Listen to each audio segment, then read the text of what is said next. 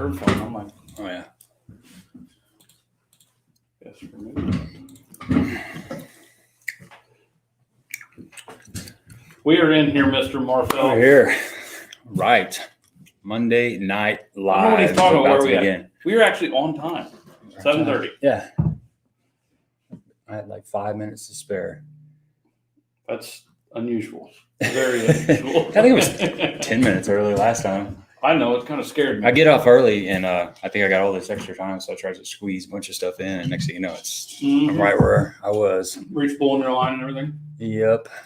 Let me get rid of it is. Here we go. I've got my bowling crew just blowing up my phone here. Oh, yeah. You got your Tomorrow night. Tomorrow night. That's right. Tomorrow Tuesday night bowling league. Yeah. We got two guys out. One's got a Zoom meeting with something. He's the president or something of Missouri, or I don't know what it is. Now, do you guys just bowl for a certain amount of time, or do you do so many games? So many games. We do 3 games. 3 games. Okay. Cool. Sounds like fun. I haven't bowled in forever. Oh, I love bowling. Yeah. I used to, my mom Almost takes as much as fishing. Yeah. Almost. Yeah. Well, everybody's got that second thing. Like, Yeah. A lot of guys like golf. Yeah. It's hunting and Hey, all that there's everybody stuff. coming in now. Yeah, we're starting to get some folks in here. I've got to fix this. Get a few more people in here, and then we'll bring in our guests. We got a really good guest tonight. Really excited about this. Hey, let me know what's going on. Okay. Greg's adjusting the camera. A little better. Yeah, that looks good. We got Tom in here. We got Morris and Sons Custom Baits. Sleep at the Reel. I was able to check out a Sleep at the Reel's live stream last week since we didn't have a live he's a stream. good dude. Yeah. He's Now he's got his new truck. I seen him rolling around in. Got his dream truck. Gary Kincaid in the morning. Man, good luck. I was over there last Wednesday, and it was tough. I was out there. I caught 1 fish in 40 feet of water with a small swim bait, and then I caught about a 4.5, 5 pounder on a jerk bait in about 5 feet of water. So big variance right there. Yeah. Chuck's on there. David, what's up, buddy? I was watching your video you were on Kincaid when you caught the muskie. Yeah. That looked a little brutal. A little cold. It was cold. Every day that I've been lately, it's just been cold or it's been raining or both. Just that time of year. Yeah. Kind of go on my day off. I got Jay in here. Bass Guy 1960 in here. Yep. Got all kinds of guys going in now here. Seems a little, it's lagging for some reason now. You notice that? Mm-hmm. I don't know what the comments are coming in kind of weird. A little odd. What's going on there? Still not used to seeing your new truck out there. Oh, man. It's got to feel good. I'm enjoying it. Yeah, so. I bet you are. I think it's pretty sweet. I still got, mine's a 2016, so I'm typically the guy that runs the truck for like 20 years. So. I tried. Yeah, you tried, didn't you? Let's see, Pangrac action. See when the last time he was on the ice. Well, we've got him in here, so you want to get him on here? Yeah, we can get him on here. All right, guys, we're gonna go ahead and get Panger in here shortly. So you guys don't know, and I'm sure everybody does. Matt Panger is the co-host of Bass Talk Live, and he is a future Bassmaster Elite Pro. I'm being really optimistic here because I'm pulling for him. Yep. So hopefully, let's go ahead and pull him in here, huh? What's going on, man? What's up, dude? What's up, guys? How's it going? Thanks for having me on. I appreciate the optimism. Heck yeah. I think it's going to happen, man. I think it's going to happen. I do the same thing too. I run the truck until like I'm on like the second transmission, and then just put like 200,000 on it and then get the new one. Yeah, I keep going, man. My last truck was a 96, and I got rid of it about 2 or 3 years ago. It had a new transmission. Now you bought a new, right? No, mine was about a year old. Yeah. I still buy like that 1 or 2 year old truck because you get that price drop. You save about $5,000 on it. Oh, I'm sure. Yeah. I've never. This is the first new vehicle I've ever bought. So yeah, everything I bought's had 100,000 on it. You know, get a good deal and run with it for a couple of years. But yeah, well, you needed. You had to have one right away. It's just that kind of deal. So yeah. So did you get into that Texas snow in Oklahoma? No, none. It was just cold. Not even that cold. It was like, I was talking to Jefferies today. It must have been some weird jet stream thing that went below where I am up in Tulsa and even in Norman. So we're good to go. It's gonna be like 55, 60 the next couple of days. Go out on Grand and throw the A-rig around. Yeah, that's right. We got some nice weather coming too. Tomorrow's supposed to be high 40s, and then we got a couple 50. days of 50s. Yeah, like 50 the next 3 days now. Yeah, Wednesday and Thursday for sure. Yeah. Cool mornings, but just the first couple hours. Once you get through that, you'd be fine to go. Yeah, I mean, heck, anytime it's in January and you can just wear a sweatshirt, I'm good with that. Heck yeah, that's always nice. So, have you been out on the water much lately? No, I've actually. This is the longest I have not fished in probably a year and a half. Trying to get the old Bass Cat ready to send back in, and then get the new one and get it rigged, and then I was doing a lot of fishing, and then I paid $7,200 in deposits, and stuff got real really quick. And I was like, all right, we need to do some like future planning here. This isn't just like, oh, the Derby starts next week, let's throw some stuff together and go. So yeah, I've been doing a lot of like, I mean, I've got like, there's somewhere I got like 2 or 3 different calendars that I've got one on my computer and all that, because it's like stop, and I think I have that Florida tournament in March and then leave the end of March, and I get back May 16th. So yeah, so like literally the goal is like planning, so like somewhere in April I'm not like, oh, I'm out of money, so I gotta like make sure everything's rolling. So I've actually been spending a lot of time just planning and getting my ducks in a row. Yeah. So what all are you fishing this year? I'm fishing all 9 of the Bassmaster Opens, which typically wouldn't be that bad. Like typically they'll have one like in Texas and the Ozarks and Oklahoma, but they put the Centrals in Tennessee and Alabama, and only one in Grand, and then the rest of the stuff, I mean, Smith, Norman, all this stuff is on the East Coast. So I mean, you're talking like 2,000-mile round trip for 6 of the 9 Opens. So it's a lot of travel. And then between the different divisions, you'll have a couple times where there's like an off week in between, but it doesn't make sense to like drive 14 hours home for 4 days. So you just got to stay on the road during that time. I'm like running with Brad Hallman this year, and I'm sure he'll like fly home. But he's also got like 4 kids and a wife. Mm-hmm. So, I mean, he's got to at least show up every now and then. Yeah, you got to keep the peace, man, Yeah, I'll probably just stay on the road, save a little money, and get to the next spot a little sooner. Yeah. So who all are you staying with? I know Brad for all 9 of them. Okay. And I think Andrew Upshaw is going to be in on that. And then I think it's just kind of a couple different, it might just be us 3 for some, and then maybe a couple different guys for each division. Okay. I'm interested to see how many fish all 9, but we're kind of in the same neck of the woods and stuff. So like, we'll be able to kind of run together. And I mean, he's done it for 20 years too. So it's nice to have someone, and I've, covered the Elite Series for so many years, and it's fun once you get on the road. It's the first week and the last week that are the hardest. And then you get in the middle and you just like kind of live it. Yeah. But it'll be different fishing. I mean, I've done 2.5, 3 months before straight covering it, where it'd be like Elite Series, FLW, media event, Elite Series. And you're like, holy cow, there's 3 months of my life. But I mean, I'm sure it's different. I've only done 4 weeks with a boat, 4 weeks straight gone, fishing with a boat, planning. But it's kind of different because you have to like plan your events out. Like you can't just be like, oh, I've got this event, and then you have to like plan for them in advance, do your research, your homework, your baits and all that. Because one of the things I kind of learned this year is like they'll sneak up on you. And then if you're not ready for one, then all the work that you just put in to do good in the previous one is out the window. Yeah, so it's probably hard to be in the moment and fish the lake that you're fishing right then, because you're thinking about that next one. I imagine it takes a little bit of mental practice to get that all under control. I mean, I don't know. I think it's harder to. I like kind of obsess about the lakes. Like right now, we've spent like an hour on Google Earth looking at like every single canal down on the Harris chain, and then have already looked at. But so like I always focus on the next one, and you talk to a lot of the. It's weird. Fishing's a weird deal because there is like no right way to do it. I mean, you have guys that are just total, like throw everything in the truck and their wife tells them where they're going next, and they only get there based on GPS. And then you have other guys who have like file folders and plan their entire year out. So you just kind of have to do it the way that works for you. So I like to kind of plan ahead, know what I've got, and then just focus 100% on what I'm on and not even look at the next tournament, while I'm at that tournament, because they're all equally important. It's kind of weird. It's like a 162 baseball game season. Like, how often do you see that game come down to like one game to make the playoffs? And you look back through 161 games and you're like, dude, you blew like 6 2-run leads in the ninth throughout the year. You just like close the deal on one of those and you're in the playoffs.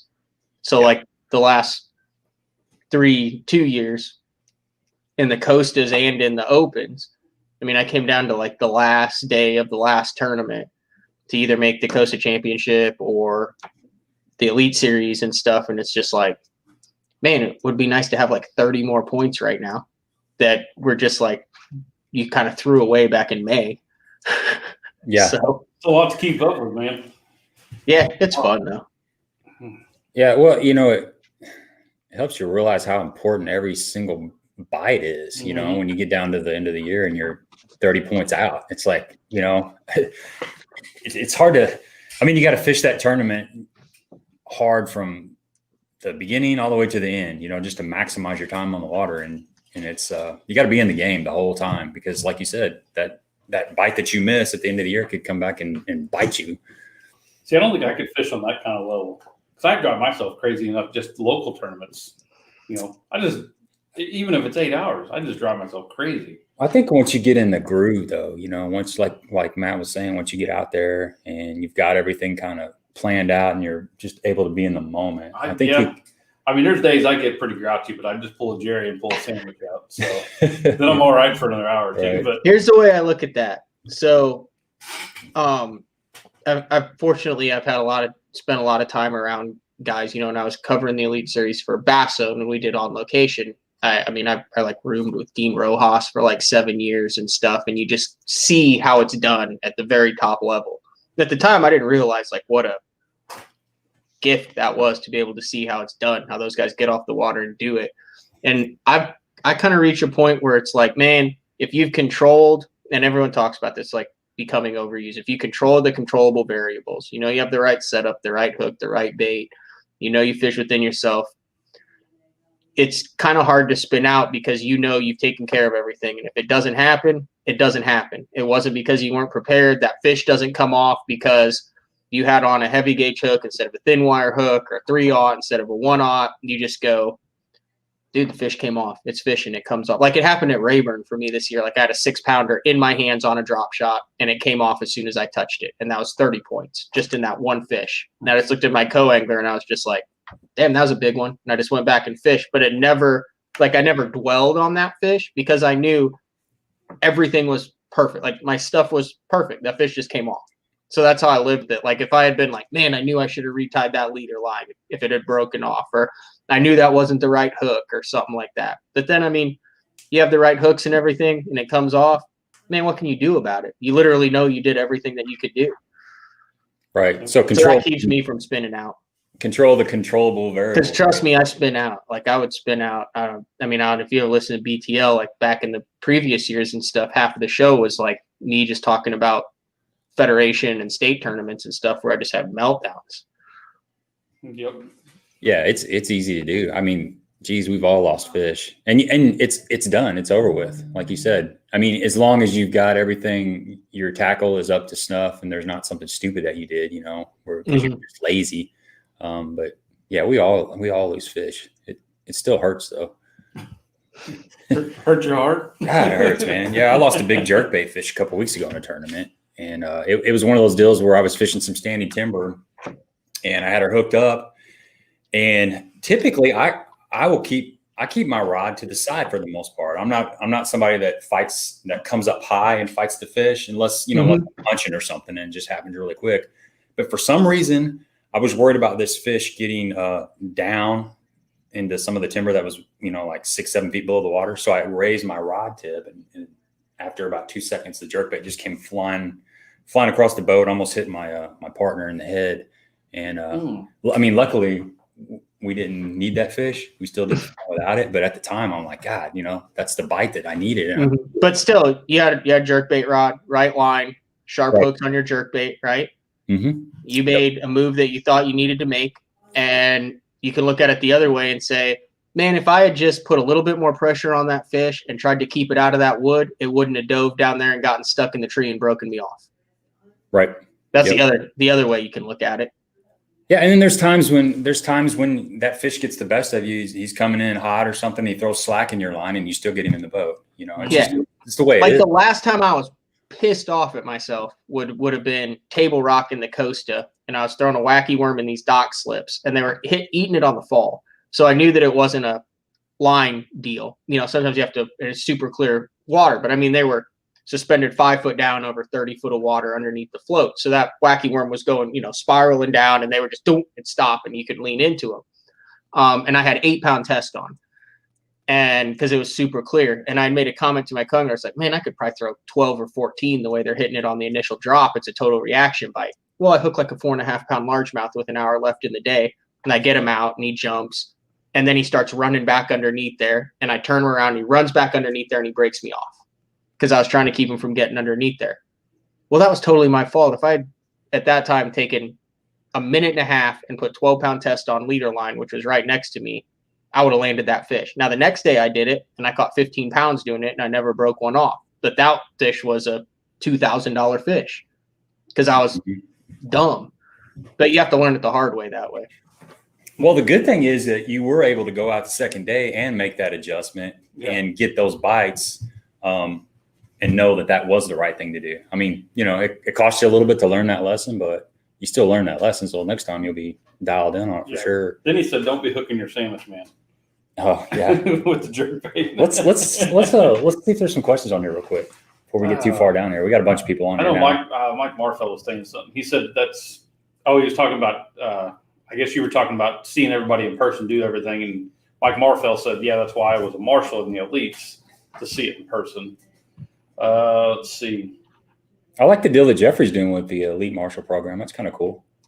Yeah. He's offering 2, I believe, paid. He's going to pay the $100 marshal fee, and then you guys can, the 2 people who do it, come on and talk about it. That's a really, really good deal. I actually, I have marshaled as a media observer in a couple classics, and it's just badass to be and see how those guys do it. I mean, that's in their biggest events, and like there's no messing around there. There's nothing casual. Like you see how the best in the world do it when everything's on the line.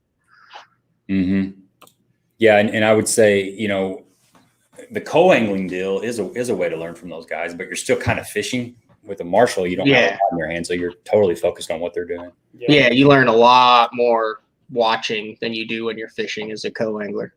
Yeah. I mean, the best co-anglers are still really observant as to what their boaters are doing.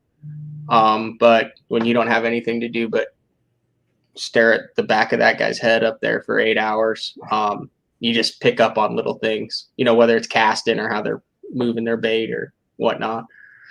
Yeah. The decision making is something that always intrigues me. Oh, I seen Joe make it in there. Hey, what's up, Joe? Mike Barfeld said he wants to know what your money bait is. Like, if I just had to pick one day in and day out, your confidence bait. Yeah, wacky worm, trick worm, wacky worm, just a 6-inch green pumpkin trick worm, 16th ounce nail weight, chartreuse tail. Got you. So actually, that brings up a good point. So we were talking earlier before the show, and you're originally from Southern Illinois. I want to know, do you prefer fishing the clear water like we have in Southern Illinois, or do you more of that dingier, rockier stuff like you got out in Oklahoma? So I grew up mainly I was basically like Central Illinois, Decatur, Illinois. Okay. Is where I grew up. So I grew up with the Assumption Bass Club. I started fishing with them when I was 13 years old, fished with them until I was 18, all the club tournaments. So Lake Decatur, Taylorville, Shelbyville, Clinton. We mentioned before the stream started, I go down and fish Golconda, Lake of Egypt, pretty much 4 baits. And you're talking like old school bass club. Black grape, red glitter, 6-inch Producto paddle tail worm, black and blue jig with a super chunk on the back, and a 1.5.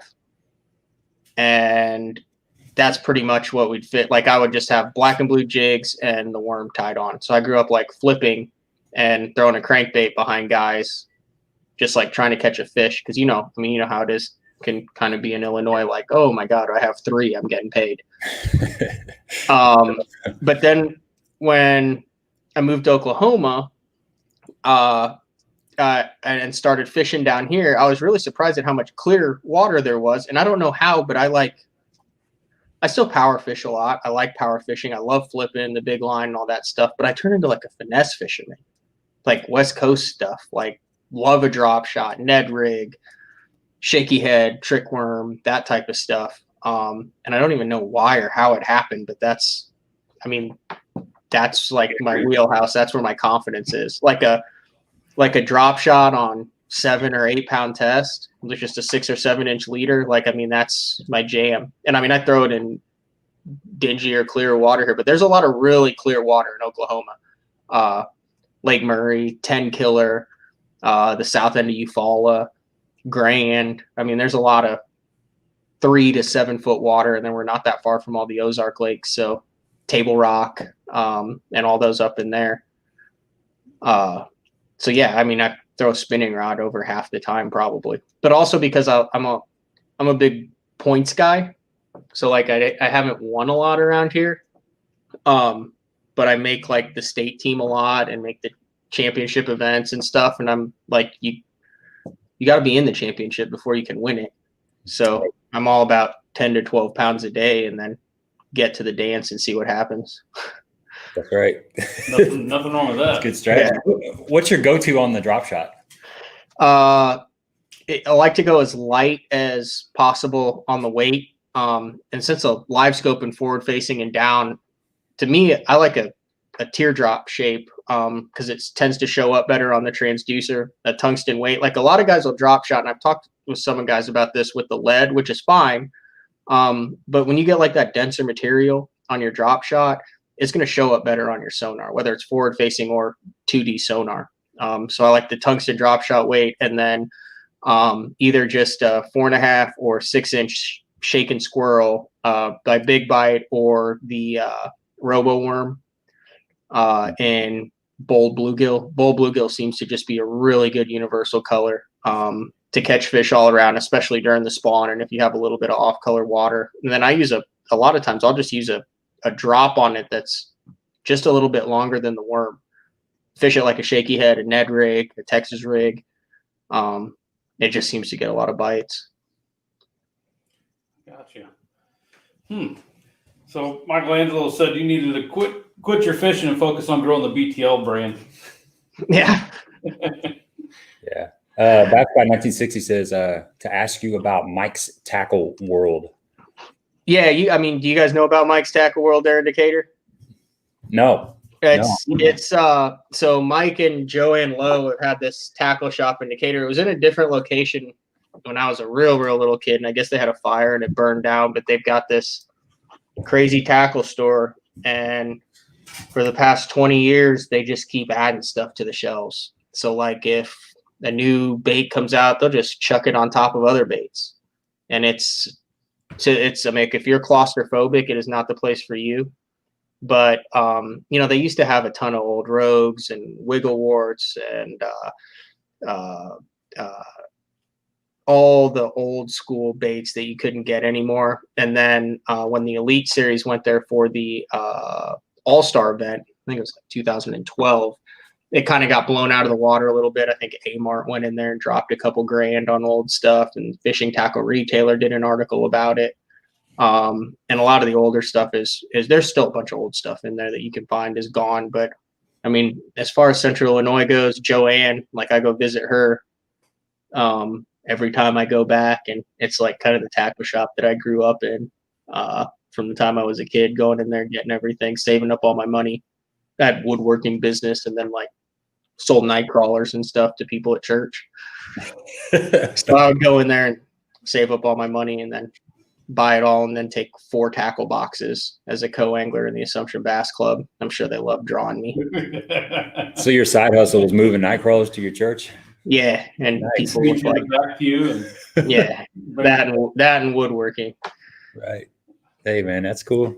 Good stuff. Yeah, but that's a really cool. I mean, they have, I think they have a Facebook page and stuff, but Mike just passed away a little bit over a year ago, so it's like Joanne and her daughter who run it now, but they work their butts off. It's a really good tackle shop. That's neat, man. I like that stuff that's still around. You know, it didn't get Yeah, I mean, it's worth the. I don't know how far you guys are from Decatur, but like if you're ever within 2 hours, it's worth the drive. Yeah, it's probably, how far is it from us? Probably Decatur? Yeah. Decatur's probably about 3.5 hours. Yeah, it's about 3.5 from us. We're down near Cape Girardeau, Missouri. Okay. So, yeah, it's about 3.5 hour drive. Yeah. But hey, I'm up for a road trip sometime. I mean, I mean, just plan on spending probably about 30 minutes a row, and there's 7 rows in it. Dang. Okay. I mean, it's insane. It's insane. I'll hop on one of the trucks with one of our Yeah, we can substitute a St. Louis trip and just go to Mike Tackle Road. Yeah. It'd be fun. You can write it off as a business expense. Exactly. Yeah. Definitely. I'll say we send stone up there from my company all the time up in Decatur. So Yeah. Right. So I want to dive into something real quick, and this is kind of funny. I was listening to the show today, and you guys were talking, or you were talking about the Indonesian fisherman that caught the Chinese drone, Chinese underwater. Yeah. How about that? Yeah. Did you hear about that? Okay. No. So, well, go ahead, Matt. Tell that story. I just read the article, and the guy, I guess, caught it in his cast net and was like, "What the heck is this?" And it's like the 3rd one that they found, and they think like China is like mapping out the underwater thing for their submarines or something. But basically, it's like a 5-foot long underwater drone. I just saw potential, like on the Great Lakes, to drop a little sucker down there and swim around and find pods of smallmouth. I mean, that's where we got to be headed next. Right. Well, I was thinking we had made a comment about we talked that. about this a while back, and I remember Jeffrey said there was one already out there in production, and I was thinking for like mats, those big hydrilla mats for a little small submarine to go up underneath those mats and kind of scan around and see what's, because those fish in the mats, you can fish 1,000 yards and not get a bite, and then all of a sudden you pull up in a little 20-yard stretch and you get, you find a school. That little submarine can just kind of cruise through there and eliminate all that dead water. Docks, the very back corners of docks, the walkways and stuff, instead of having to go all the way down the side of the dock to the back, you can just run that little, submarine up there. Yeah. I think it's a great idea. I think if it comes to that point, I think I'm going to have to rethink the fishing deal. I'm still trying to get an Ultrex, so, Oh, but yeah, I thought that was pretty cool, man. That was an interesting story. Yeah. I guess, I mean, I got a message or two on Instagram, and I guess there's a couple guys that are doing it. Mm-hmm. Like, I guess it exists. Well, I heard Randy Blockett's willing to put up some money to buy like 1,000 shares in the company. In the underwater, Joe. Yeah, that's right after he buys stock in Garmin. Right. That's like Smallwater Charter said. He said it'd be a gator snack. Yeah, he's down there in Florida, Smallwater Charters. Yeah. I did see. Hang on, just a second. There was a question up here.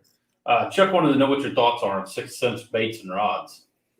Dude, it's interesting. So I think, and I could be wrong on this, I think the guy who owns that, his name is Casey. And so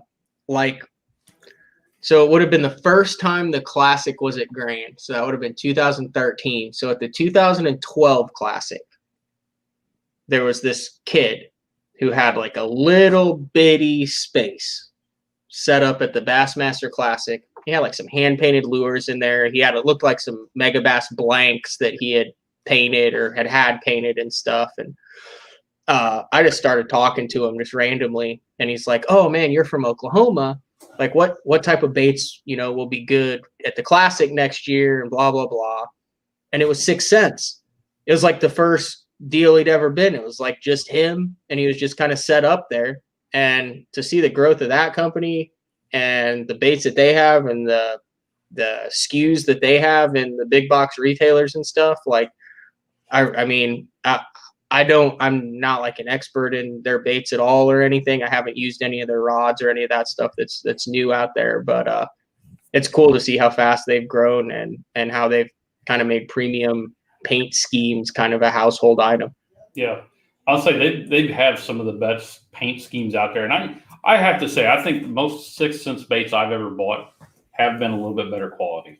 They make like a wake, and I'm like, I don't know the names or anything. They make a wake bait. It's kind of like curved, and it's got like a big rounded bill on it. that thing moves some freaking water. It's a really, really good wake bait. I don't even know the name of it. I've got like 3 of them. Yeah. When it's muddy in Oklahoma during the shad spawn, you can run it right up along the bank, along the riprap, and crush some good ones on that one. Mm-hmm. Yeah. Yeah. I've thrown a few of their crankbaits. The Provoke, I've thrown that a little bit. They seem to be pretty good. You know, I've thrown a little bit of their plastic stuff. They just came out with that line of plastics not too long ago, and it seems to be decent as well. So that's cool though that you saw that dude when he was just getting going. Yeah. Yeah, that would have been almost 10 years ago now. Yeah, it would have been 10 years ago. You just never know. You never know. Yeah, Johnny B said, "How are you from Illinois and don't know how to fish grass?" Their Flow Glider 140, I think, too. Like for an entry level shad style glide bait, unreal. Really? I don't know if the newer ones are like it. I've got some of the older ones, but I mean, it's like what, $20, maybe even a little bit like that, and you can throw that thing around docks, and I mean, it is very reactive, very small. It's a great tournament glide bait. I mean, if you're not wanting to drop 200 on a 9-inch Hinkle. Right. Do you throw a lot of those big baits, big swim baits? Because I was listening to Oliver New, I think his name is. Oliver Nye. Nye, yeah. Yeah, no, I mean, I'm not nothing like that. I mean, I throw it in a practical applications. Yeah, right. Like, yeah, I'll use it a lot to find fish around here, and I got really, a lot like the swim bait guys, I got really into it and burned me for a couple years. Like I fished the Opens in 2015, and I threw a Roman made negotiator like half the time. I think I weighed in 2 fish on it, but I saw a bunch. Yeah. But yeah, I mean, you have a number of tournaments where you see 30 pounds and weigh in 5 pounds. It's hard to understand. Like the guys like who throw it, like, I mean, look at Velvic. So like Velvic's won all that, but like, I mean, he tanked a lot, man. And he threw that glide bait. Like Polinick's one of the few guys who's figured out, and Carl too, but right. I mean, you'll see it burn Carl, but Polinick's, I would say, is probably the guy who's figured out how to practically use it in tournament applications, like productively, and not just kind of hoping. Like he understands when it's applicable. Mm-hmm. But yeah, I mean, I've got them all, the Gancrafts and the Roman Maids and the River to Seas and all that. Yeah, that's a hero to zero bait, or hero or zero bait. And I guess it's the more time you spend with it, the more you know when to pick it up and when to put it down. Oh, I have them tied on a lot of the times. And it's like, hey, if things are going really good by 11 or 12, I'll pick it up and chuck it around. But I mean, like I said, when I'm fishing for points a lot, and I fish for points a lot to try to get there, and it's a risky proposition. Yeah. So how was the ice fishing expedition up there? Dude, that was freaking awesome. I watched the video, one of the videos that you put out. Yeah, so Adam Bartuzek did it's called the Crappie Chronicles, and it's just like a whole ice fishing deal up in Minnesota. Actually, Hellabass, Rich Lindgren stopped by and had a beer too. He like lives right up there. And I just had no idea what it was about or anything. I'd always wanted to do it. And they don't mess around, man. Like my legs hurt for like 3 days afterwards, because most of the time you have to hike like a half mile into the lake, and then you hike across the lake, and you can't really walk normal because you're on the ice and you're towing a sled and you got all this crap on the sled. And then you get to your spot, and then you have to drill prospect holes, and then you grid it out. I mean, you end up drilling like 150 holes. It looks just like Swiss cheese when you're done, but it's remarkably close to vertical open water fishing the way they do it. By covering so much water. I mean, I didn't think that you would, I figured you'd like look at Navionics and be like, oh, this is, a good area. This is where the drop off is or something, and drill a couple holes and wait for them to come. But no, I mean, it's pretty complex. I mean, those guys think there's a difference between 2 and 3 pound test and 64th and 32nd and 128th and larva and tungsten jig heads. And they take it just as seriously. Yeah, it's amazing what land on 2 pound test through a hole in the ice. You were throwing 2 pound test most of the time? That's all I threw. I never threw anything over than 2. One of the dudes was like, he was like, oh, there's like really big fish in here, so I'm beefing it up to 3. I'm like, okay. Yeah. I fly fish a lot, and okay. So 6X, 7X tippet. 7X is like 2.7 and 6X is like 3.5, depending on the brand. So, but if you got the right rod, you can land a big fish on that really light line. Yeah, these have, they call them like spring bobbers. So it's just like a little, it's like a floppy thing on the tip of your rod that's like permanently bent. And then when the fish hits it, it goes, and you can't even feel it, but you can watch that little tip of the rod. Huh. I just don't see how. Did you break off? Like if a fish? I never broke off. If a fish moves horizontal underneath that ice, I thought it would be too. I don't know. They just like, the guys come and they pull your transducer out, and sometimes they guide the line, and sometimes a fish will get stuck under. I mean, I never hooked anything big, but I mean, I watched one of the guys land like a 3-pound bass, and I mean, like it's behind you, underneath you, and you just kind of put your rod in the hole. And the ice also wasn't super thick, like 6-7 inches. So I'm assuming when you get a lot thicker ice that it gets a lot harder to get it through the hole. But the other thing that's weird is, like, you'd have fish come off in the hole, and the hole's only like that big around. So like a fish would come off and you'd be like, oh, he came off, but there's nowhere for that fish to go. So it can't like turn around. So it just like swims out of the hole and flops on the ice. Like, it never occurred to me. You know what I mean? Like, they physically can't turn around. The only way they can go is up. So when they try to swim, they swim out of the hole. Wow. It's like, once you get their head through their hole, it's like, it's yours. Maybe we ought to get like some PVC pipe next to the boats and start pitching through that. Man, I haven't been ice fishing forever. I mean, I have done it, but we usually get we'll get a little bit of ice that's just about 1 inch thick, and then it'll melt. And that's about all we get around here. That might happen a couple times a year. Yeah, maybe once every about 10 years. 10 years, yeah. We'll get enough. I've done it a couple times, but it's been a long time ago. You know, just on small ponds and stuff like that. I've never done it on any lakes, but you can catch the crap out of them. I got into them, with little wax worms or little grubs. Mealworms. Once you find, and it's cool because they know, like, they have these things called spuds, which is just like a metal pole, and doing that tells you how thick the ice is, and they do it's really safe. So, like, you know, in Central Illinois, we would have ice when I was a kid. Occasionally, a couple times it was enough to like go skate in a backwater area on Lake Decatur, you know, just play pickup hockey. But like, if you're not with someone who doesn't know, I mean, you can't just like go walk out on the ice. That's just stupid. So it was nice to go with guys who knew what was up. Yeah. Michelangelo's got an awesome question here. Actually brings up a really good point. So how did you end up working with Mark Jefferies on the Bass Talk Live anyway? So I went to OU and I played hockey at OU, and I was a communications major, and Mark had an internship for communications majors to work with him at the Bass Zone, because he had just quit his job at UPS in 2005, 2006, and was going full time into covering professional bass fishing. And we started the college team at OU in 2006 with Chip Porcher, was one of the founding members who kind of got everything going. He actually fished the Elite Series in 2013 for a year, and then was my team partner at OU. And Jefferies just sent an email to the Bass Club and was like, hey, is anybody interested in interning? And I was. So I interned in 2007, and then the first semester of 2008.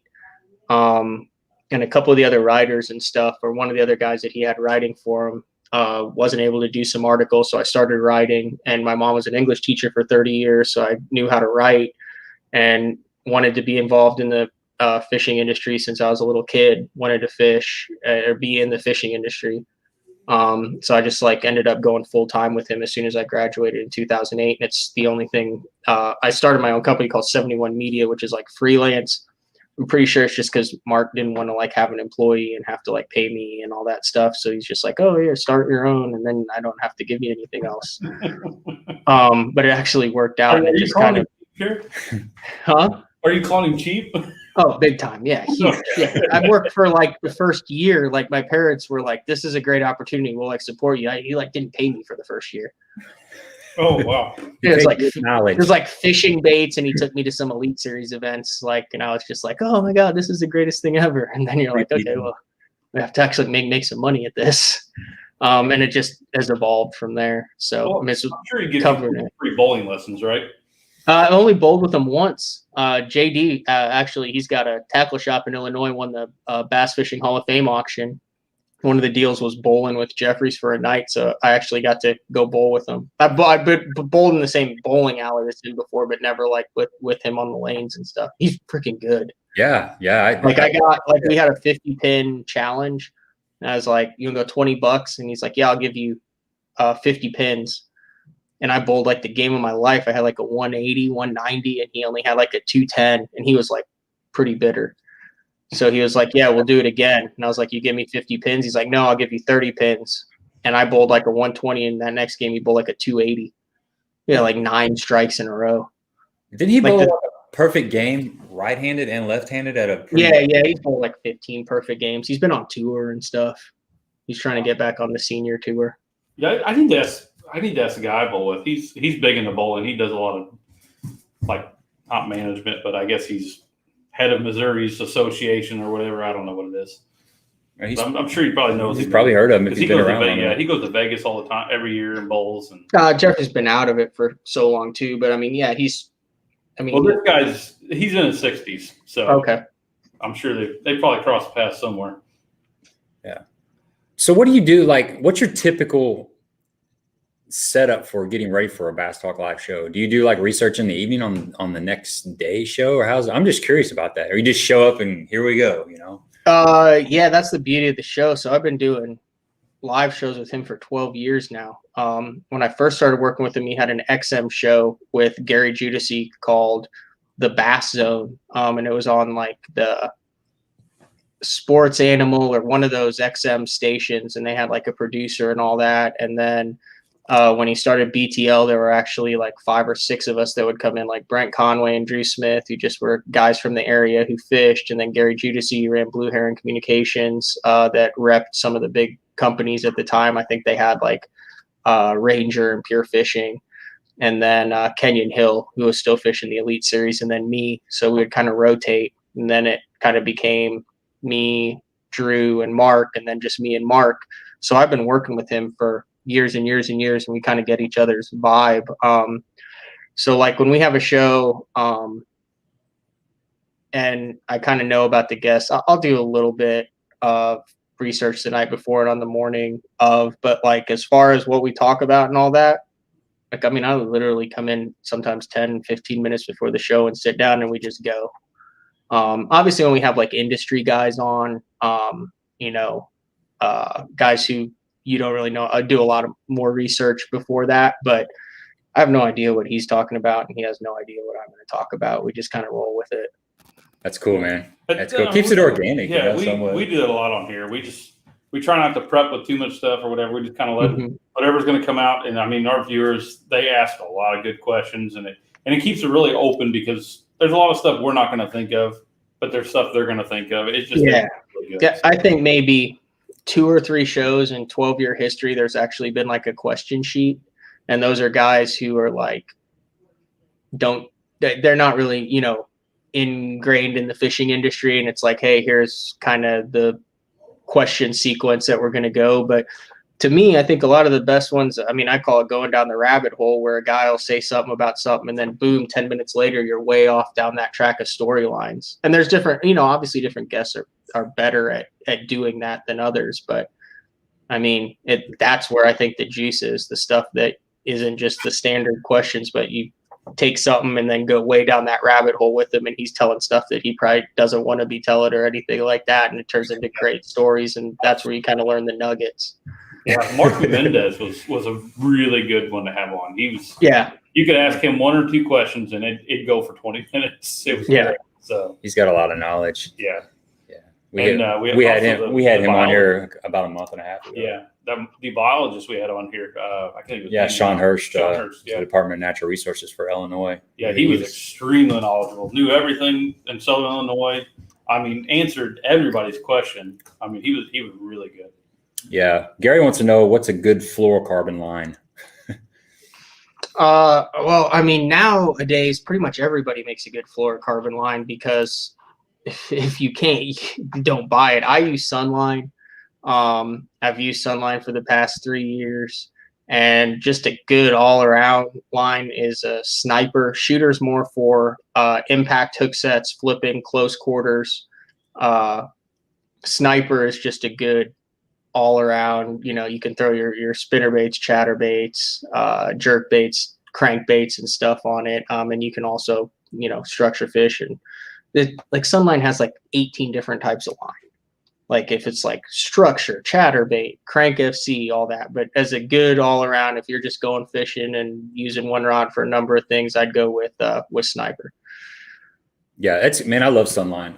I've been fishing that for several years. Even that Assassin, which is a little bit lesser grade than the Sniper. It's still, I use Assassin a lot too. Yeah, it's a little bit more affordable, and I mean, it's great line too. That flipping line, that new flipping line they came out with, the FC flip. That's a Jason Christie's line, and actually every 2 feet, it might be 3 foot on the line, there's a little bit of orange kind of core to that line, so you can visually see your line a lot better.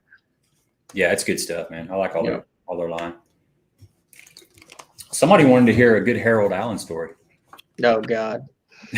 One that you can tell. At least one you can tell. I got a bunch. So a little backstory there. So when I was covering the Elite Series on the road, Harold Allen had just retired in 2005 and didn't fish the Elite Series in 2006. Jefferies went on location to all the events in 2007, and he needed kind of a co-host to tell the stories, what was going on. We were doing a post-game show live, and one of the big sponsors of the Bass Hunt at the time was Skeeter Boats, and Harold was Mr. Skeeter at the time and had retired and had the handlebar mustache. So Jefferies actually gave him the nickname The Legend, and then Skeeter paid Mark to pay Harold to come out on the road. So Harold was still kind of in the loop of the professional circuit, and he helped do the interviews and all that. So then I came along. So then I roomed with Harold and was on the water with Harold for every single Elite Series day for 8 or 9 years.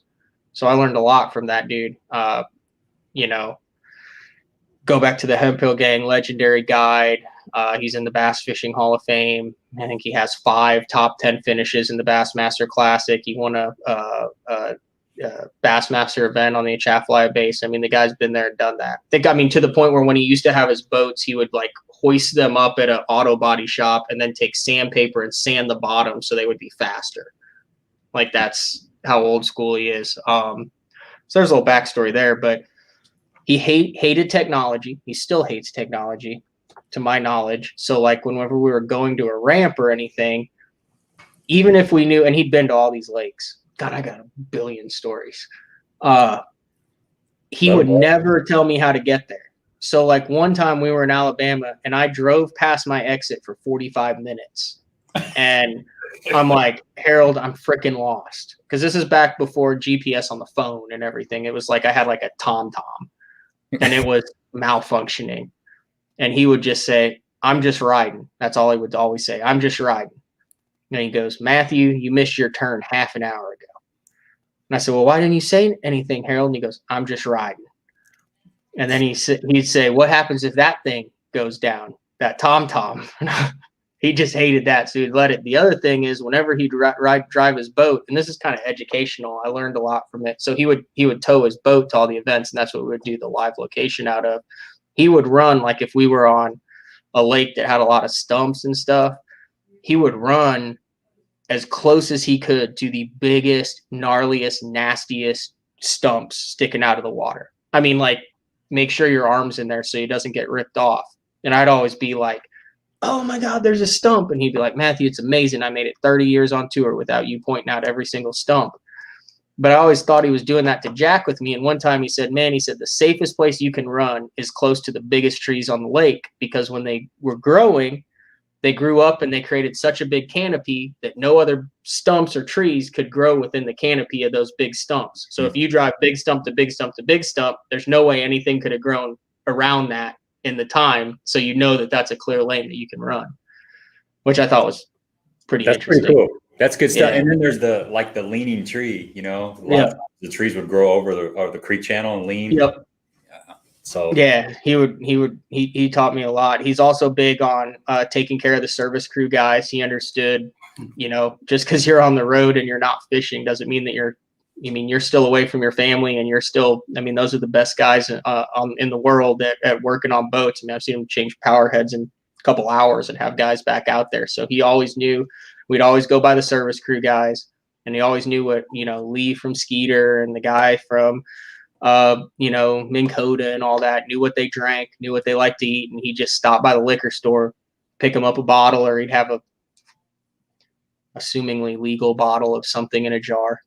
And he'd stop by and drop it off, and we'd shoot the breeze with them for, 15 or 20 minutes. And he's like, man, he's like, the service crew guys are your best friends. He's like, hey, they're a lot better than a lot of the assholes I got to fish against, and I'd rather hang out with them. And B, if you need something worked on at 2 a.m., he goes, they'll work on your stuff if you treat them and respect their craft. So he's still guiding at Toledo Bend, crappie guiding for Living the Dream Guide Service. I saw him a couple years ago there when the Elite Series was down there, and he was in the tackle shop there buying a pound of minnows. A pound. A lot. Yeah. Serious. Yep, just a big plastic sack full of minnows.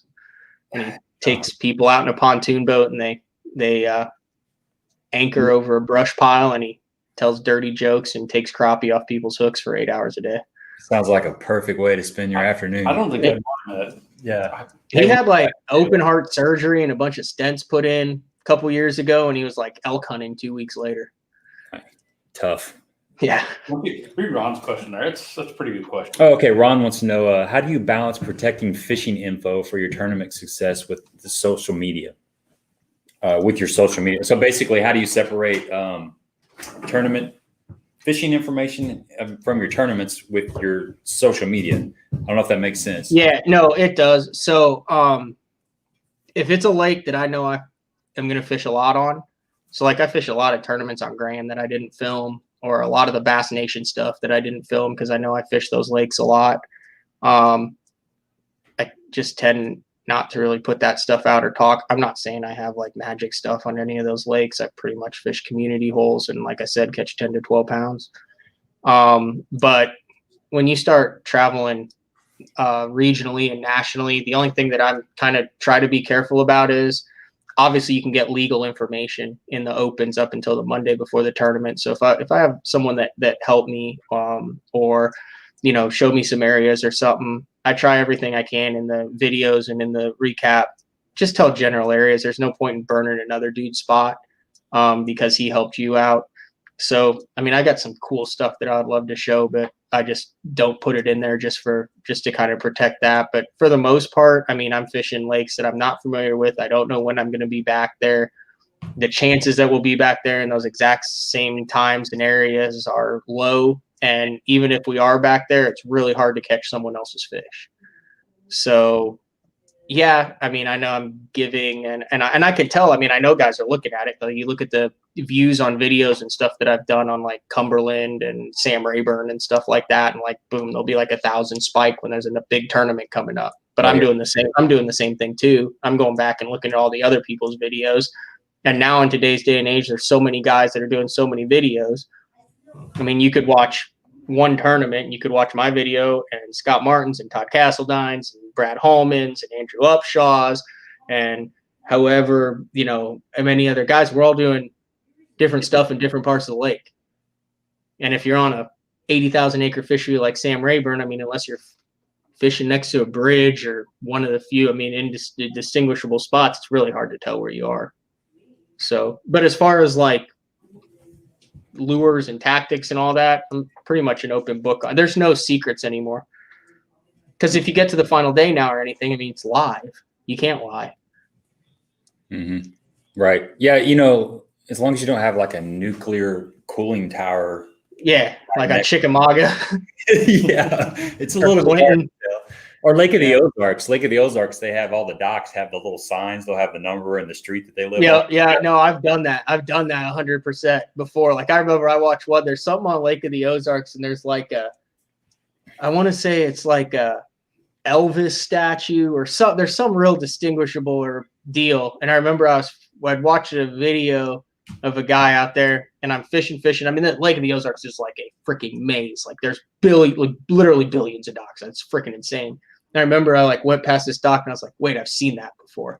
And I pulled my phone up and figure out which video I'd seen that in so that I kind of knew what area of the lake I was in. Yeah. Yeah. There are definitely plenty of landmarks if you can just figure out. You could drive around for years trying to figure out which cove those landmarks are in. Mm-hmm. Like Lake of Egypt, where we fish, it's a really small lake, but they're notorious for having like little coyote statues here and there on points or little lighthouses. So if any of that stuff's in your video, people know exactly where you're at. You can't really hide it. And that's only like a 2,700 acre lake. So I fished Lake of Egypt quite a bit. You can just drive around. That's why I always see you in my hole. I don't get it. It's your hole and everybody else's hole. Yeah, exactly. Chuck had a decent question on here. So what do you guys think of the Luke Duncan, Fat Cat, and David Dudley doing the National Pro Fishing League? That's interesting. I'm waiting to see what that is. It'll be different. It'll be new. I mean, obviously, you've got a lot of experience between Luke Duncan and David Dudley, and Fat Cat. I don't think people understand like how sharp that guy is. Like, I mean, he's a real dude. Like, he's not just, hey, ooh, back-to-back classics. Like, yeah, that's his shtick and stuff. But, like, man, you, like, talk to him. He's a sharp dude. He's freaking smart. He knows his stuff. So, I think it's got, I mean, if there's ever a time for a third or fourth professional league to work, I mean, you say that 2 or 3 years ago and you'd be like, man, I don't know if there is. But in today's climate with how many people are fishing and the appetite for tournament fishing, like, I think it's got a good chance. I mean, I'll definitely be tuned in. Yeah, I'm excited about it. I've kind of been mediocre about it, but I was listening to Luke Duncan's podcast today where he introduced David Dudley was coming on board. And I kind of started getting, I'm kind of a sucker for an underdog. It just doesn't matter what sport it is. I'm just a sucker for an underdog, and I'm kind of, I hope it goes off good. Yeah, it'll be interesting. I know Luke posted this up. I think he might maybe be fishing the Opens, and then David Dudley's obviously fishing the BPT. So I know that league made a point to not schedule on top of the Bassmaster Opens. Yeah, they didn't exactly like work with Bassmaster on it, but they had an open line of communication there, which is a really good place to start because you got a lot of those anglers. I know Joel Willard, Greg Mansfield are fishing all 9 Opens and the NPFL as well, which is like a 15 tournament schedule, but it allows guys to fish a division of the Opens and the NPFL, which if your goal is to be a professional angler, full-time professional angler, it's good to have as many avenues as you can. So I'm optimistic about it. We'll see. I mean, it's hard to come in the climate. I mean, the live stream, they have some, from what I've heard, just from what I've seen, they have some ambitious plans for the live stream and knowing, I mean, just kind of being at the Bassmaster events and a little bit behind the scenes and knowing those guys at JM and how difficult it is to get a quality live stream.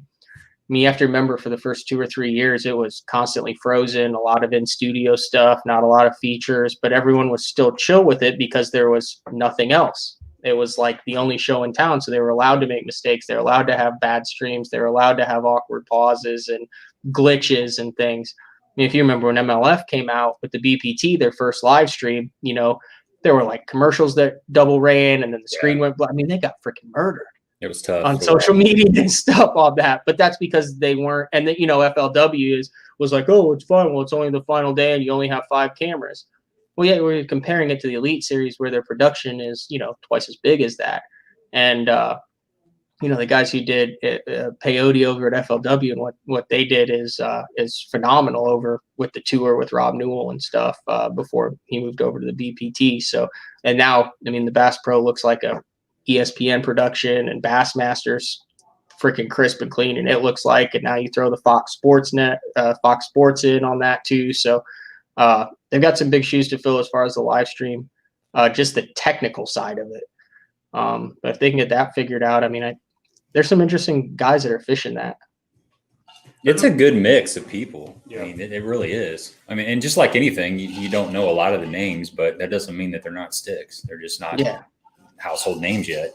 Yeah. I mean, you look at the Bassmasters, when everybody left to go to the MLF, there's a bunch of people that not that many people knew their names, but now people know their names. I mean, it just takes a little time, Kevin Van Dam was just a no-name at one time, and now everybody knows him, just the way it is. You said something about Cumberland, fishing to Cumberland, Lake Cumberland a while back, or I guess last year.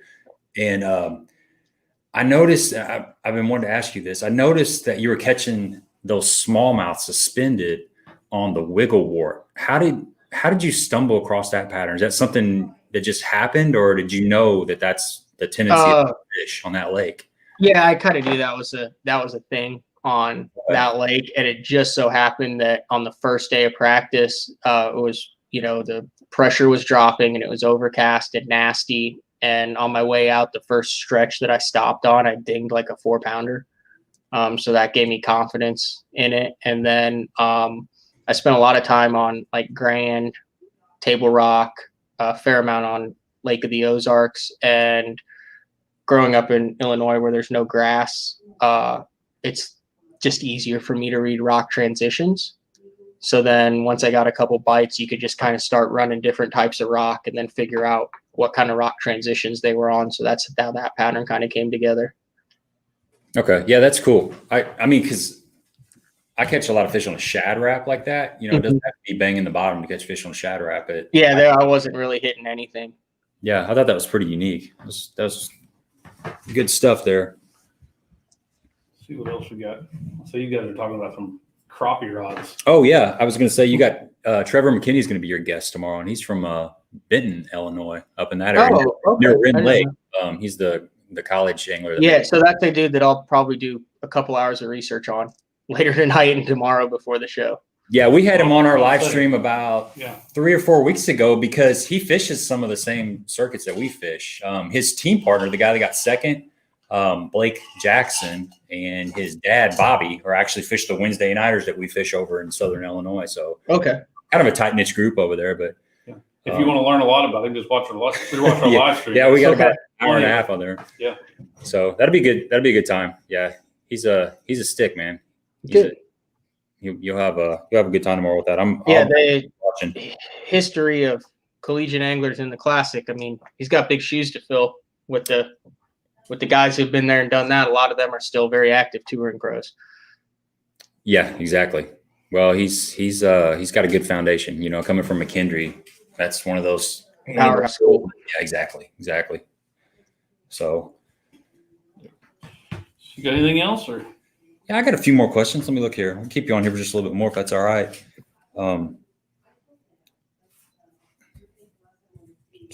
Okay, I got one for you. What did you learn from the Opens last year that you're going to take into the next year, from the Bass Opens? Biggest thing is how fishing pressure changes a fishery. Even I think in the Kosas and Toyota series, now there was only like 100, those numbers were going down when I fished them in 19. But in the Opens, there's a lot of guys who spend a week on a fishery before the tournament starts.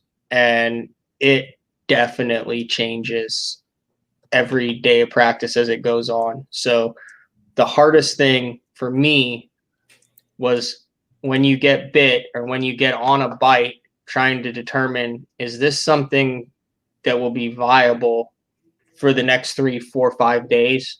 Or is this something that will just get destroyed?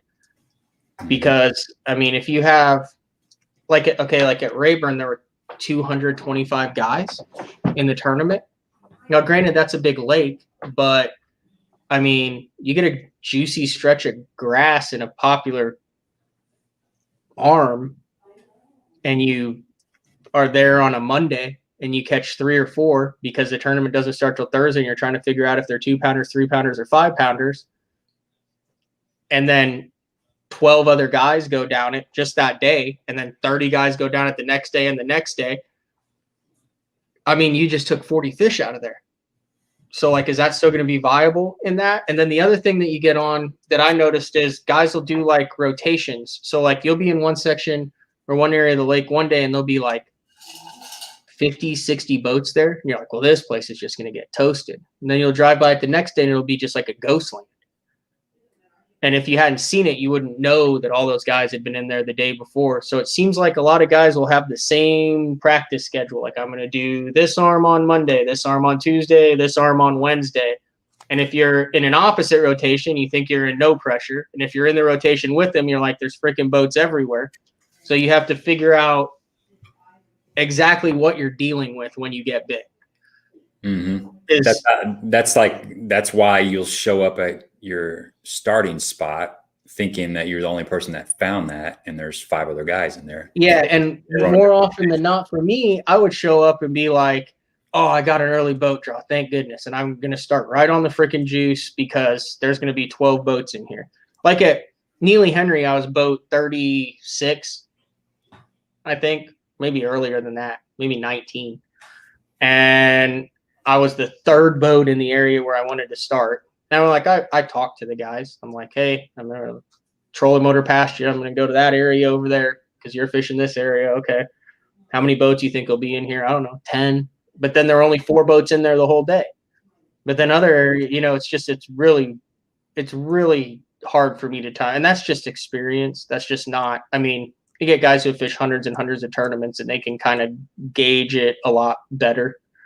But it's the easiest way to get burned, I think, is to pick an area that gets decimated before the tournament starts. And then you're like, well, where did all these fish go? And then they'll even move within the area. So you can go down a stretch and there's a population of fish there. There's bait there. You're catching clean fish, fish that aren't hooked. They're eating the bait well. They're not hooked on the outside of the mouth. They're aggressive. There's no reason for them to leave. They have everything they need there. So they're there, that maybe they just slid up further. Maybe they started using a different type of cover. And I think that's all just because of fishing pressure. Mm-hmm. So how do you make that judgment call if you're in an area that you got a lot of confidence in and you go through it with the bait you've been catching them on and it's not happening? Will you punt or will you change tactics? If you're fishing a lake that you don't know very much about, to me, it doesn't make sense to go run somewhere that you don't know.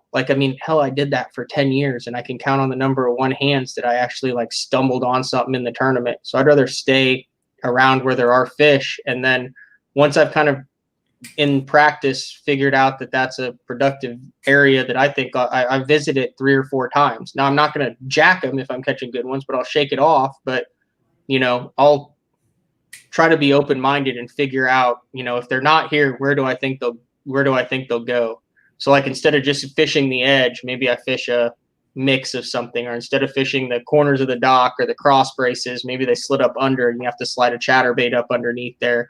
Or maybe you have to swing around to the back and pitch a drop shot to the back of them because of the pressure. They slid up further in the docks. Or, maybe they suspend it out. So you can actually fish through an area and fish completely different stuff than you would if you just go through there keying on one thing. So just try to find different things. Like at Rayburn, the key, I was catching them in just a straight edge hydrilla, just a mat underneath it. And I was punching through and I didn't know much about grass, but I also figured the second or third time I went through there, I couldn't get bit. It was in practice and I was just going to shake them off. I caught a 4 and a 3.5 and stuff in there the first time I went through. So the next day I went through the same thing and I didn't get bit at all. I'm like, well, these fish didn't leave. So I figured there's a mix between pads and hydrilla. So then I started catching them in the mix, and then there'd be little points and you'd catch one on a little point. So then now you can go through, and if you just were flipping the edge of this hard hydrilla, you'd be like, where'd they go? But they were still underneath there. They had just moved back further to where there was more cover, because I'm assuming 50 boats went down there and all of them were punching a 1/2 ounce tungsten with the creature bait. Mm-hmm. Yep, you're exactly right. Yeah, a lot of the grass lakes around here, the same thing will happen. They'll get back further and further in there, mm-hmm. Or you'll have to downsize. Go from a D-bomb, a beaver to a BB cricket or a Zoom speed crawl or even a baby brush hog, something a little bit smaller. That's, mm-hmm. That's something that I didn't used to think like that as far as punching. You're thinking punching, you're big weight, big bait, and they're going to bite it on the fall. But sometimes you got to finesse when you're punching as well.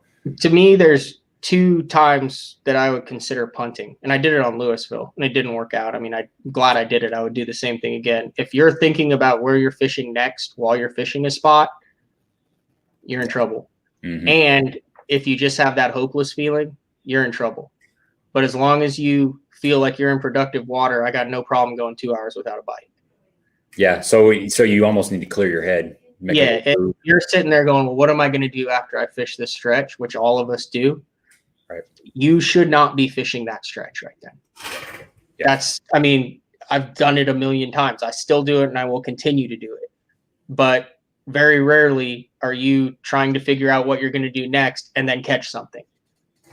I mean, you're basically telling yourself, I don't think I'm going to catch anything here, so I'm going to have to make a move. So why do you continue? Why do you continue fishing there? Yeah, right. Or, another thing that's hard to do is if you've been catching them moving fast, like on a winding bait or a frog or something, and to slow down. Mm-hmm. Like sometimes slowing down is the ticket too. It's not just changing baits, it's to fish that bait even slower. And that's even harder to do when you don't got confidence in the area. You got confidence in the area, but you feel like you need to move. Well, sometimes I think you just have to really, really super slow down and dissect the area, which it's hard. And I mean, I could sit here and tell you guys this, and I promise you at probably 11 o'clock on Thursday at the Harris chain, I'll be thinking about where I'm fishing next. Mm-hmm. It's the hardest. It's easy to say it's the hardest thing in the world to do. Yeah. And I think, you have Iconelli Fish the Moment. You have, Kevin Van Dam. It's all about the attitude. Like all these guys who catch them, it's all about their mentality. Yeah, it is. It's such a mental game. It's so mental, man. And I find myself laughing. I haven't fished the caliber of tournaments that you have, but when I fish a tournament, I still like to do good in it. And I find myself laughing at myself because I know what I'm thinking, but I'm still not able to control my mind a lot of times. And it's kind of humorous, married, isn't it? Yeah. It just you slowly start to unwind, and then that's when you really need a bite, or you really need to move off to another area. Talk about the hub and spoke theory that you have. I know you talked about that. It's basically what I just described, where it's like you find an area that you think has everything that has the population of fish, and that's kind of your hub. Okay. That's like your safe zone. That's like typically where you start, where you really learn, you're really comfortable with. And then once you have that dialed in, then you can just start kind of expanding out around there. And as you learn that area, you start learning your spokes better. So it might be, the pocket next to it or a different technique within it. And the more you understand it, the more you have a wheel is basically what it is basically what it is. It's for lack of a better term, it's like creating a safety net, and it keeps you kind of centered from just going down a random path. But those spokes can provide key fish, but most of your stuff's going to come out of your hub. Whether it's an area of the lake, a specific pattern. I mean, your hub isn't just a spot. Like your hub could be within a 10-mile area, or it could be a specific spot. And then your spokes could be different baits or different patterns within patterns, or something completely off the wall. Like you might be catching them on a football head offshore, but one of your spokes might be glide baiting a dock. Right. And once you understand that hub, it allows you to go check those spokes. I mean, it's pretty much, what everyone does, except it puts everything in context. So you actually have a plan going into the day. So it all comes together. Like that's the biggest thing. Like I feel like I did this and still do it, is like you just go out and you're like, man, I hope I catch him, and you know where you're going to start, and you kind of know where you want to fish. And this difference between like structure, it just provides structure to your day while allowing you to still be malleable, like still freelance and make decisions based upon the conditions and what actually is happening. But it just gives your day a little bit of structure. Yeah. Ron's got a pretty good question on here. He said, with modern electronics, do you think the bank gets less pressure now than the offshore? Yeah, a little bit, maybe. I think with modern electronics, the right banks still get a lot of pressure. And with modern electronics, it's a lot easier to determine the right banks. In my opinion, whether it's the relief shading and the mapping, the navionics, or the Garmin or the Lake Master chips with the Humminbirds, it doesn't matter. I mean, you can identify a lot of subtle channel swings and things, and then forward-facing sonar really allows you to see what's around the bank that you wouldn't otherwise see. But yeah, there's definitely a lot of guys offshore. I think the kayakers have offset the offshore fishermen, in my opinion, because we've seen so many more. The last couple of years, the kayaks have just become so prevalent in our lakes. And see, I have not ever ran into the. I mean, you hear guys talk about, they're on a bass tournament or they're fishing and there's, 150 kayaks or vice versa out there. I have not run into the kayak deal yet where there's, a bunch of kayakers out there. I'll see one or two, but I haven't.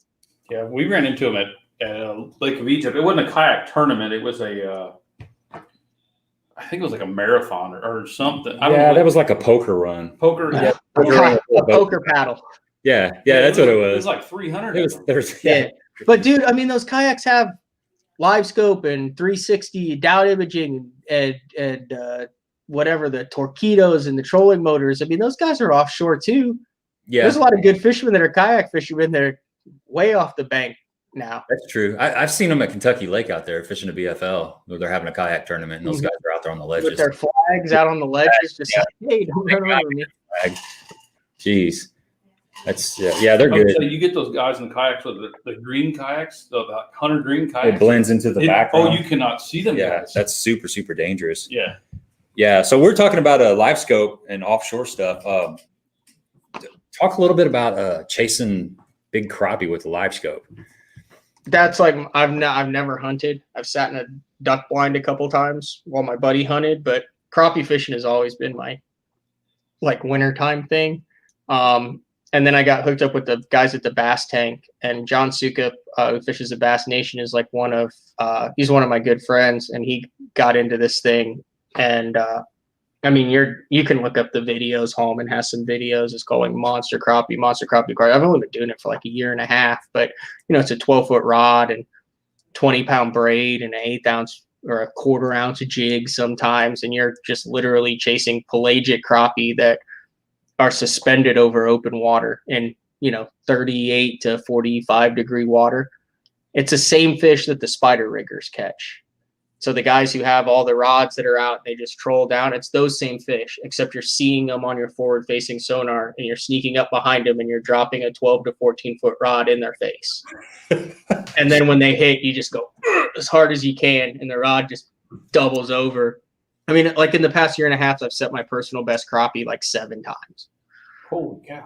Yeah, like I had never seen a 2-pound crappie before a year and a half ago, and I probably caught 60 or 70 of them now. Wow. Damn. Yeah, I mean, they're freaks. So that's what you're doing. You're going out just specifically to target. Yeah, no, I don't catch. I'm not. No, I know how big the fish is. You know how big it is within a 1/4 pound, and you're seeing it on your electronics, and you're chasing it around. Like I might fish for the same fish for 10, 15 minutes and follow it 100 yards. And my theory is their fish are so big, so crappie always feed up, so you don't want to jig below them because they're a predator, but they're also a bait fish. They get eaten. But these fish are so freaking big, there's nothing in there that can eat them, so they have no problem. They just wait for the shad to come past. They don't have to exert any energy. They're just loners. Yeah, they don't live in the Kincaid Lake with a muscle. They're just blimps. That's pretty cool. That's like how the crappie circuits are getting dominated now. I mean, that's just how everyone does it. Yeah. It just takes forever to freaking get good enough to stay 12 foot behind a crappie in a 10-mile-an-hour breeze and put a 12-foot rod with an 1/8 ounce jig 10 foot down over 30 foot of water, literally in its face.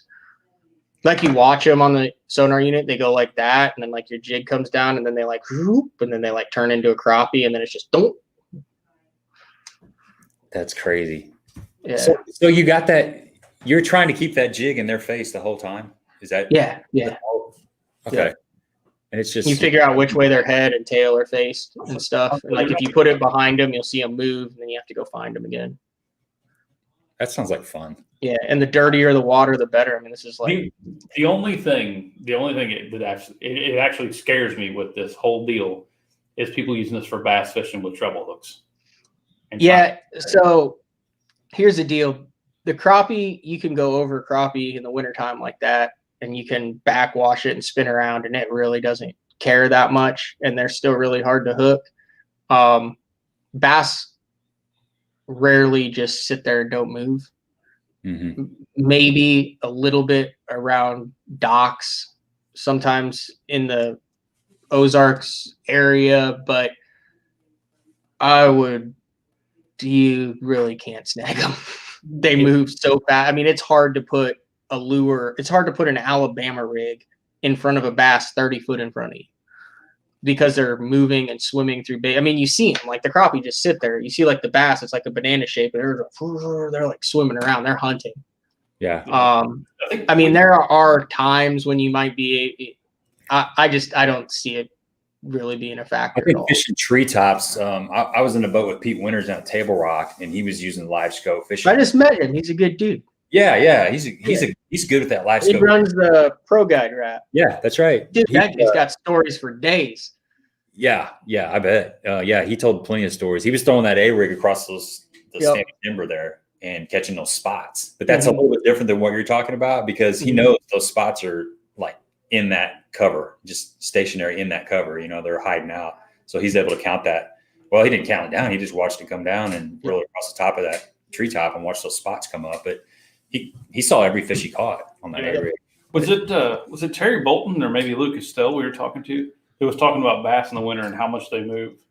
Yeah, actually, everybody we've talked to that's got experience with live scope talks about how much bass. It's nuts. You'll be over 35-foot hole crappie fishing, and the freaking bass will come through, and they're just like wolves. Yeah, I mean, like 3-4 foot under the surface. I think how we got on the topic was fishing crankbaits in the winter, and that was something you just didn't see a whole lot of years ago. But with YouTube and social media and everything else out now you're starting to see a lot of guys that are going at more aggressively during that winter bite. Fishing faster. Right. Instead of slowing down. It's not something that those bass are used to seeing during the winter months. Well, the rock crawler and the wiggle wort and that kind of stuff is. The wiggle wort's a staple. Yeah, exactly. Versus the shad wrap. If you guys got any more questions, get them in here. We're gonna start to wind this up. I got just a couple more things to ask you real quick. Let's see. I was gonna ask you. Okay, what are this is a question you probably got before, but what are some of the things you're working on next year, or this year, like techniques? Is there a technique that you have been plan on working on, or everything? Obviously, grass fishing. I mean, I'm a rookie. I'm a novice at that. Yeah, I'm the same way, man. If somebody was to ask me that question, I would be like, well, I'm okay at a lot of things, but I still want to work on those things. I'm kind of I don't know. I've got 3 or 4 techniques that I feel pretty proficient in. I was going to say, and I got stuff that I'm dabbling in and I'm okay in. And so I'm proficient at it, but I need to learn the nuances. Right. Exactly. Exactly. I was going to say, you've got onto your finesse game big time the last couple of years. So yeah. Well, it's because it's gotten a lot of times you got to pick up that finesse stuff to get bites. Matt said he's gotten into it. I just can't do it. The one thing that I haven't done a lot lately is, which is weird, is like I was talking to one of my buddies the other day. I was like, when was the last time you got like a good mid-depth crankbait bite? Like, and I'm not talking about like the rock crawler parallel, but it seemed like 5 to 10 years ago, like I did a lot of 5XD just cranking. And I just haven't done that lately. Yep. Like it's been a while. And even like a big plug, like a Little John DD or DD22, 6XD, any of that stuff. Like, I fish tournaments where I know guys are cashing top 10s doing it, and I like it. My boxes are immaculate with all that because I haven't touched them. Right. Yeah. Yeah. That's I keep going out and trying to learn the spoon or actually the blade bait. Have you caught fish on a blade bait before? Yeah. Yeah. Yeah. Yeah. No, I learned how to do that from Jeff Creed on Lake Murray. That's what I needed, a teacher. I need somebody to teach me that. He's saying this very quietly, like he does not want to let something out. Yeah, I'm not that great on it. I've got a ton of them. The Silver Buddies and the Gay Blades and then there's a Bass Pro makes a good one. But Creed has it to where he fishes it like a jig. He like drags it across the bottom. It's just literally a chunk of metal with 2 treble hooks on it. And he just like sits there. It's just like, and it barely moves. And they like eat it off the bottom. It's like magic. I don't like, it's not a confidence bait. I would much rather throw a slab spoon or a tailspin, a wing ding. I really like throwing a wing ding. Yeah. Which is a souped up little George. Mm-hmm. Yeah. Yeah, David, just to answer your question, no, I have not been fishing here lately. It's been, oh God, probably. You've been busy, man. Yeah,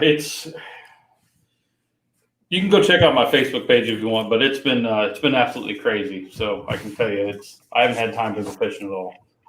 So what's going to be going on at Grand Lake the first week of April? Are you fishing there? Yeah, well, I'm going to fish. I think I'm going to fish the Plains division of the Toyota series. Can you throw? Oh, so you can throw an A-rig? I think so. You can throw an A-rig. That'll be an A-rig deal. A jerk bait, jig. I mean, if it's ridiculously warm, you'll have them in big time pre-spawn, but like that'll be one on an Alabama rig. Okay, cool. Just what you want to do, right? Hey, I'll throw an Alabama rig as long as I'm not throwing it out of the back of Pete Winter's boat. Now it's not. Grand and an A-rig is not like it used to be. I mean, it's tough to catch them on an A-rig out there now, but it'll still be. I mean, a jerk bait will play, a jig, but I mean, if my money was on it, a big spinner bait like the Jason Christie stuff, for those pre-spawn fish. If there's been a Nichols or two or a Skeeter, you can take a spinner bait and a jig and stay in Wolf Creek and catch them with 80 million other people. Okay. But and you don't know. I mean, if the water's way up there, I mean, you'd be flipping. You can flip willows and stuff too. It's just that time of year is kind of volatile. I mean, you could have 6 foot of visibility down lake, or 1.5 foot, or a foot, or less than that. Just depends on how much water they're sucking through it. Is there a lot of docks on Grand? Yeah, lots of docks. Okay. Yeah, that's a big player too. Skipping a little jig around docks. What about timber? Do you have a lot of standing timber in there? Nope. It's just rock, right? No grass? Yeah, just rock, no grass. Just all rock transition. 100% rock. No slime, no moss, nothing. Just rock. Okay, cool. Yeah, that's a new one for me. We're doing Dardanelle and then Lake of the Ozarks. I'm fairly familiar with Lake of the Ozarks. I mean, not as many docks as Lake of the Ozarks, but right. I think it's got like 70,000 docks. Nobody knows. Yeah, it's like nuts. Lake Minnesota. Nobody really knows. Lake of the Ozarks in the spring, I fished that tournament, and I swear to you, I hooked a turtle. And that thing, I'm like, look at this. And it was a freaking spotted bass that was so fat it looked like a pie plate. And it couldn't even fight. Like, it hooked it, and it's just like, like you hook a turtle in the paw, and it's like, That's like my rod's just going like that. And I'm like, what the heck do I have here? And it was just a spotted bass just wiggling back and forth. And I get it in, and it's like 15 inches long, like that big around. I was afraid it was going to burst. I'd never seen a fish as like a gland problem. Yeah. But they all look like that on that lake. It's just so freaking fertile and healthy. And the weird thing is that lake doesn't get clear. And all the other lakes in the Ozark areas get clear. I mean, you can run up some rivers and get clear water, but the main lake and down lake and stuff, it just stays 2.5 foot, 3 foot visibility. It's always got a nice tint to it. That's a really good lake. It puts out a lot of nice quality fish too. It's been taking some big ones to win. Mike said a jig around docks. Yeah, imagine that. My buddy Mike's a big jig fisherman. So, all right, man, we're gonna let you go, dude. It's been fun. It's been real. Anything anybody you want to give a shout out to before we let you go? I mean, you got your Bass Talk Live, so you do plenty of that in there, but just any social media, anything like that you want to plug? No, it's all good. I haven't posted anything on Facebook in like a year, so I pretty much just do Instagram, which is just at Matt Pangrac. It's all listed down below for you. So yeah. So, but no, thanks for having me on, guys. It's good. We didn't even really get into talking about the Illinois stuff, but I mean, it's been 15 years since I've done that stuff. So maybe you get back home, maybe look us up. It's cool that, I mean, it's not many people understand what it's like having to fish in Illinois. It's tough. Yeah, it can be, especially like Galconda. We just had that before. Dude, Smithland is, the carp deal has happened over there, and that's really made it even tougher. It's I don't think it could get any tougher. I don't know, man. Yeah, I haven't fished over there. What is that called? Lusk Creek? Lusk Creek. Yeah. Lusk Creek. Yeah. Spent a lot of days in Lusk Creek. Actually fell in Lusk Creek. It's easy to do. The first time I fell in the lake. If you don't have anything going on, just spend your day in Lusk Creek. One of the first tournaments, real quick story, then I'll let you go. Sure. One of the first tournaments I ever fished with Galconda, I was fishing with my buddy Darren. And, it's fishing like Galconda. And we're in practice days. I was probably 15 years old. maybe 14, 15. It's the first time I'd been down there. First of all, we were in the marina right there getting gas, and I picked up one of his Lucky Crafts back in 1999, 2000. Like, I mean, it was like one of the early, and I intentionally snagged a gar while he was getting gas, and then almost had to get stitches on my finger because he was so pissed that I used his rod and his crankbait to snag a gar while he was getting gas. Oh. But anyway, we go out there, and there's all that, like right when you go out of the marina, there's all those laydowns right on the right before you go into Lust Creek.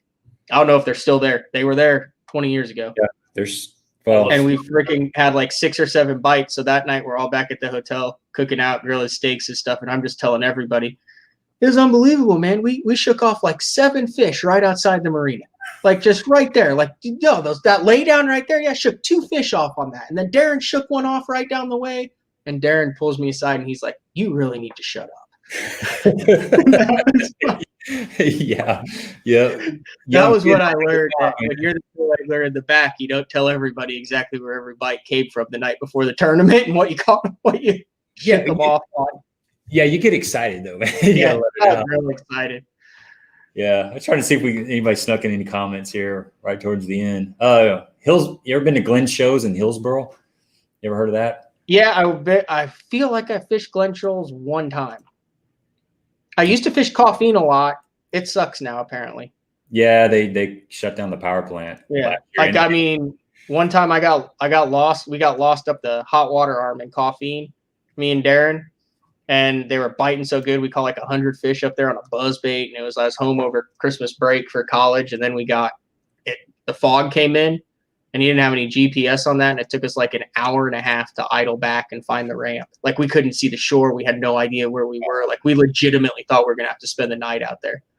That's so scary. I've been in that situation on Lake of Egypt before, where this fog comes in right at like an hour before dark. Yeah, it's a power plant thing because it comes off of the water, and I mean it's just soup. I mean, literally, you could not tell the shore until we ran into it, and we got on the shore, and he's like, "I think we're on the left-hand side bank, and if we follow it back, we'll eventually run into, if we're not, we'll run into there's a little discharge thing on the right, and then we know to cut straight across, and if we don't, we'll follow it back." I mean, it was scary. Yeah. What did we ever do without GPS? I don't know. God, I remember trying to run Kentucky Lake years ago without GPS. It was just scary. Well, I mean, you gotta get back to where you started too. That's a lot of it, Yeah.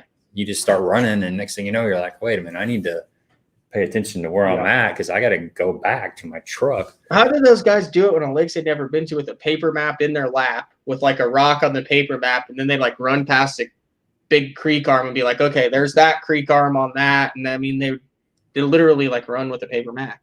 Yeah. I was always worried about just hitting stuff. Like outside of there's an old town right there on Kentucky Lake on the west side of the lake. Outside the moors, I think it is. Mm-hmm. Anyway, it's one of those deals where it's a nice, you can't even hardly see the other side. You're like, oh, there's plenty of water. There's nothing to hit out there. And nope. You're in, there's foundations in 3 foot of water. And, you learn pretty quick, man, when to slow down and when to take off. So, all right, man, we'll let you go, dude. Good luck in all those tournaments this year. I hope you can, keep your head straight. Make it through them. Yes, make it through. We'll be listening, man. We'll be following along. All right, thanks, guys. Thanks for the invite. I appreciate it. I had fun. Yeah. All right, man. I'll talk to you later, bud. All right, see you. All right, guys. That was cool. Good to talk to him. We didn't get into the Illinois stuff enough. I actually probably should. We started to get to the very end, but it just kind of, I don't know. Get in the moment, you just start talking about what comes up. But so you got to get out in the water, man. I would love to get out on the water. You got to get out in the water soon. Actually, it's funny you say that because Saturday, Lisa has to work Saturday, so I may be able to get out on the water. Yeah, you need to get out there. We have nothing going on this weekend. I mean, this is a open weekend for once. As long as nothing else happens. So. We got Alex is talking about Baldwin. There's Newton's another one that I want to check out. Have you been to Newton? No, I think I'm going to make a trip. I'll probably make a trip over to Egypt. Yeah. Yeah, go ahead and go over to Egypt, man. Catch some fish. Take a shaky head. We'll catch some fish on a shaky head. It's okay, man. It won't kill you. I promise. Cumberland Pro Lures will take care of me on that. Right. A little bit smaller jigs here. All right, guys. We're gonna let you go. If you haven't hit the thumbs up, please hit that thumbs up. It's a way to support the channel. Appreciate you guys getting on here, asking some questions. It was a great guest. Had a lot of good stories, man. Yeah, definitely. A lot of good stories. So, and all right. Next week, let's talk about next week. You good for next week? We're good for next week. Okay. Next week, I got Ken Smith fishing. If you haven't checked out Ken Smith, he's down there at Sam Rayburn and Rayburn. So we're going to talk Sam Rayburn stuff. We're going to talk, he was involved in, I don't know that he was involved in it, but he has a series of videos where he was talking to a fisheries biologist that had tagged several fish on, I want to say, I don't know if it was Rayburn, if it was Fork. It was one of those Texas lakes down there. But anyway, they did a really interesting tracking survey on what fish do, where they go, their feeding habits, their, just things of that nature. And he's got a lot of good information about that. I want to talk to him about that. And then be pretty interesting. Yeah. And then we're going to talk, if you guys are boat geeks, he's got a video series on all the latest and greatest fiberglass boats. And he compares the specs, top end speed, just all the nitty gritty stuff about different boats out there. So he's going to come in here and make us extremely jealous, and we're going to want a new boat. It's really cool, man. He gets detailed. He gets a tape measure out. He measures the front of the boat, the back of the boat, all the details, man. I'd be curious to hear what he says about nitros. Well, we'll ask him. Definitely ask him, because he's been in, he did Bass Cat, he did Legend. I think he did Vexus, Ranger. He's in a Ranger. Those Vexus boats are nice, but man, that's a lot of money. It's a lot of Holy money. Cow. It's a lot of money. Boats are a lot of money nowadays. We'll save that talk for next week. Yeah, so he's going to be on here. So I hope you guys can get on here next Monday, 7:30 Central, and we will see you then. Yep. Hopefully. Yep. We will see them. Okay. All right. See you guys. Well, they'll see us. We won't see them. Well, yeah. Yeah. Same All right. thing. See ya.